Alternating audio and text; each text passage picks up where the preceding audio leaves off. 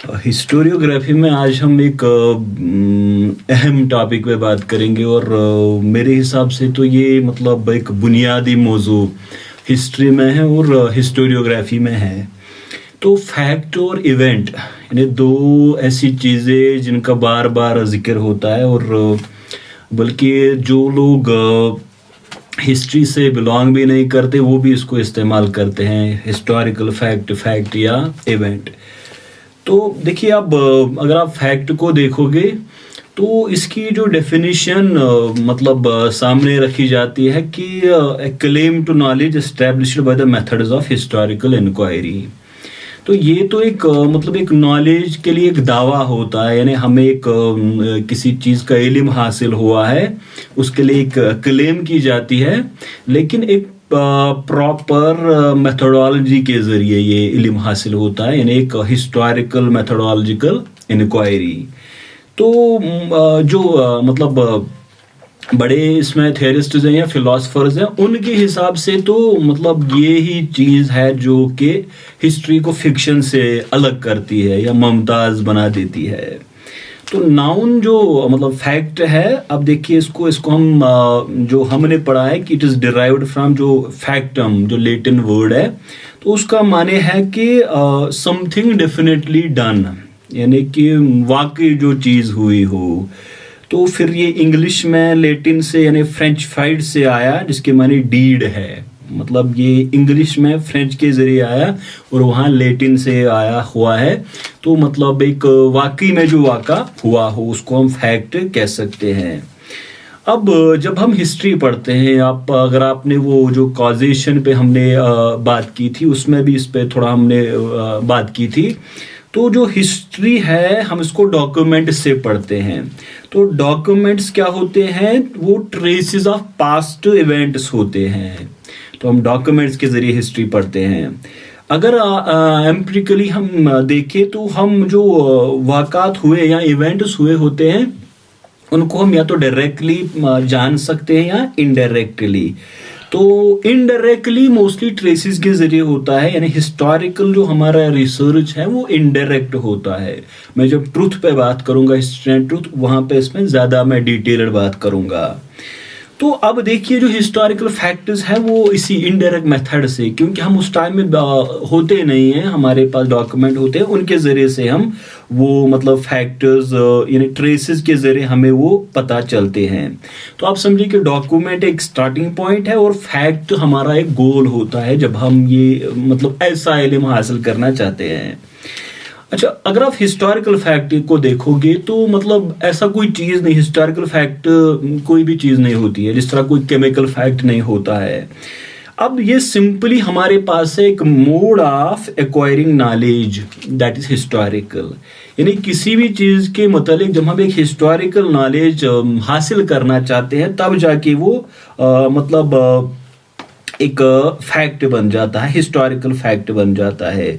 तो historical fact मतलब एक इवेंट के या फैक्ट के करेक्टर में नहीं होता है, बल्कि ये एक it is the manner of knowing that, यानी एक तरीका है, एक जरिया है जिसके जरिए हम इसको जाने, तो उसको हम हिस्टोरिकल फैक्ट कहते हैं। अब देखिए हमारे पास एक रॉ मटेरियल है, हमारे पास डॉक्यूमेंट्स है। तो आप डॉक्यूमेंट से हमें फैक्ट रिड्यूस करने पड़ते हैं। तो ये आप समझे कि आम बातों से और फैक्ट में बड़ा डिफरेंस होता है। तो जब आप एक मुल्क में होते हो, आप एक सोसाइटी में होते हो, वहाँ से भी हम फैक्ट डिराइव करते हैं, मतलब वहाँ के कस्टम्स के मुतालिक, वहाँ के रिलीजन के मुतालिक, रिलीजियस ट्रेडिशन के मुतालिक, और इसी तरह से मुख्तलिफ फैक्ट्स वहाँ पे हम जब वहाँ पे रह के हम वो डिराइव कर सकते हैं। अब यहाँ पे हम डॉक्यूमेंट्स की बात करते हैं, तो ये जो फैक्ट्स हम डिड्यूस करते हैं तो इट्स थ्रू क्रिटिकल एग्जामिनेशन, यानी एक सोर्स क्रिटिसिज्म, उस पर भी मैं अलग से बात करूंगा, एक्सटर्नल इंटरनल क्रिटिसिज्म पे। लेकिन यहाँ पे एक प्रॉपर क्रिटिसिज्म के जरिए हम फैक्ट्स डिड्यूस कर सकते हैं। देखिए जो मतलब प्रोफेशनल्स है वो कहते हैं कि जब सिंपली आप किसी डॉक्यूमेंट को आप उसकी क्रिटिसिज्म मतलब शुरू करें तो इसका मतलब ये नहीं कि अब आपके हाथ फैक्ट्स लगेंगे। तो मतलब हमारे पास ये होता है कि हम एक चीज वहां से निकालते हैं, मतलब बातें निकालते हैं, वो सच भी हो सकती है और झूठ भी हो सकती है। अब हम क्या देखते हैं, हमने एक बात वहां से निकाली, तो जो हमारे थियरिस्ट्स है वो इसकी एग्जाम्पल ऐसे देते हैं कि जिस तरह साइंस में मतलब सिंगल ऑब्जर्वेशन पे कोई चीज मतलब प्रूव नहीं हो जाती है कि हाँ एक साइंटिफिक लॉ है, तो इसी तरह से एक हिस्ट्री में भी ऐसा ही एक मतलब एक प्रोसीजर होना चाहिए, यहाँ एस्टैब्लिश प्रोसीजर ही है कि सिर्फ एक बात किसी जगह हमें पता चली है तो इसका मतलब अब ये नहीं है कि ये एक हिस्टोरिकल फैक्ट है। तो साइंटिफिक फैक्ट मतलब हमारे पास एक होता है कि एक सेंटर होता है, मतलब जहाँ पे डिफरेंट ये जो साइंटिफिक ऑब्जर्वेशन है वो कन्वर्ज करती है।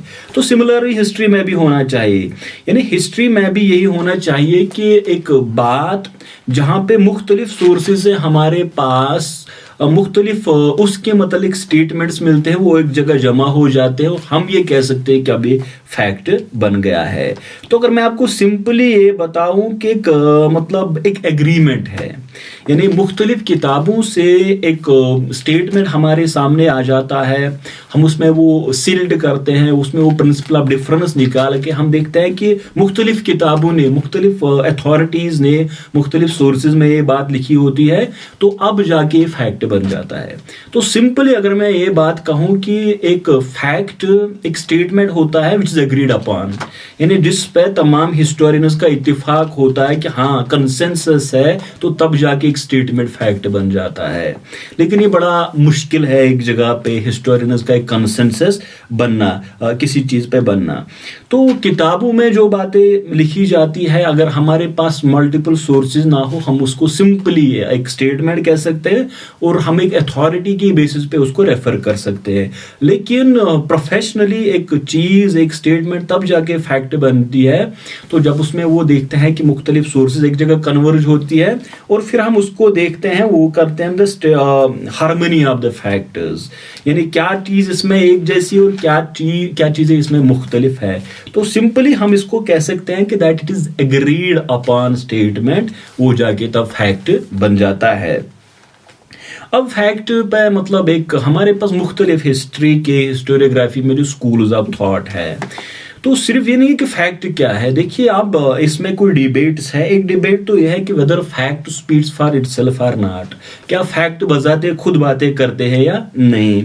तो इसी तरह से हिस्टोरियन का क्या रोल है, आपने शरीयशकार को सुना होगा, एक रिलेटिविस्ट है, तो वो जाके ये कहते हैं कि इंटरप्रिटेशन के जरिए हिस्टोरियन है जो उसको चूज करता है, फिर इससे बातें करवाता है। लेकिन अगर आप रनके से देखो, आप फिर ये जो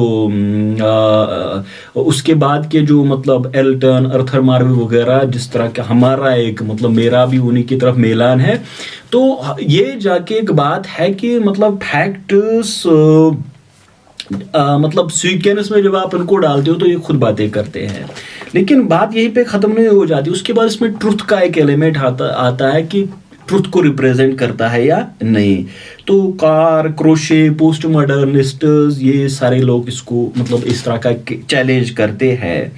अब देखिए मतलब एक है जो हमारा स्कूल है जिसको हम कहते हैं कि साइंटिफिक एम्पिरिसिस्ट, और फिर जो एक ऑब्जेक्टिव स्कूल बन जाता है, तो वो कहते हैं कि ये जो फैक्ट्स है these are akin to atoms of information.